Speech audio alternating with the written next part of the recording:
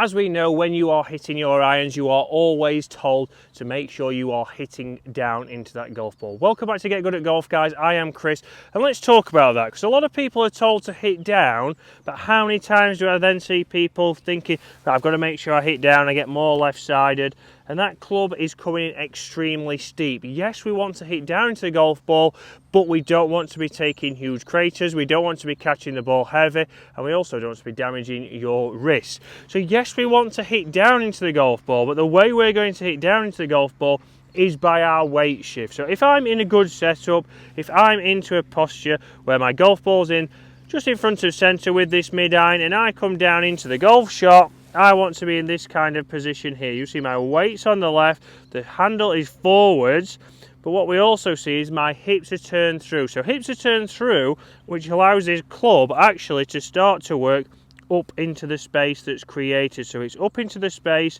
and my release will get that club going down the line. So yes, I'm hitting down because I'm transferring my weight. So I'm transferring my weight, I will hit down into the golf ball. I then need to make sure that I'm releasing the club as I rotate my body. If I do that, I can start to get a nice crisp divot there. I can get the ball going where I want it to. And you see there, actually, I caught that one a little bit thin. So nice and interesting there is obviously I've actually rotated a little bit too much there and I haven't released the club. So that's a very classic of somebody who doesn't want to take a divot, which is exactly what I was trying to prove there. We go the other spectrum. So what I've done there is I've rotated through, but I've started to pull this handle up before I've let that club release. So that's called holding it off, because a lot of people hold the club off to try and do exactly that, to try and not maybe take as much of a divot. So I need to make sure that when I'm hitting this, I don't want to hit Lucy the dog. You'll notice I never said anything about the greenskeeper, not about Connor. Just don't want to hit Lucy. But as they go up there now, I need to make sure that I get into that setup. I need to make sure that my ball position is correct. So every single time, again, as we say a lot on Get Good at Golf, go through that routine. I want to check there that my ball position wasn't too far forwards, which could also encourage you to thin that golf ball. But now we're in a good position. And you'll see there, that has launched just left of the flag. You see that's pretty good pin high distance wise, but let's look at that divot. So you can see there that I have taken a divot, it's nice and shallow. You can see I've just bruised the turf, but where is that divot going?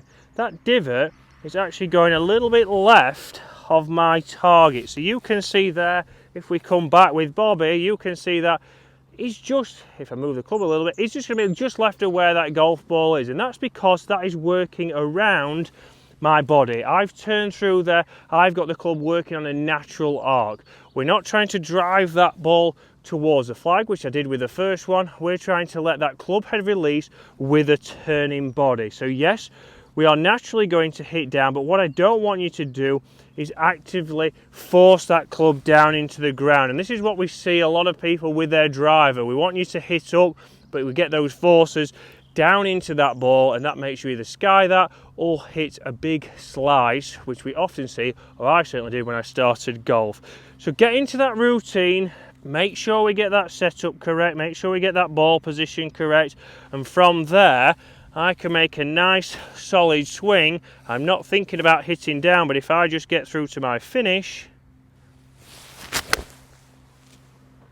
I should take a nice divot. Again there, a nice penetrating ball flight just to the right, and you can see even there, I just bruised the grass, so I hit down ever so slightly, not as much as before, but if you can do that, guys, you can start to get some consistent ball flights, you can start to get it coming out online, and that's the main thing here. There was no curvature on those shots, and they're all on the right edge of the green, or one of them is pretty close. So think about that, guys. Don't actively try and force that club down into the ground. If we get your setup right and your weight shift correct, you're going to get good in 2024.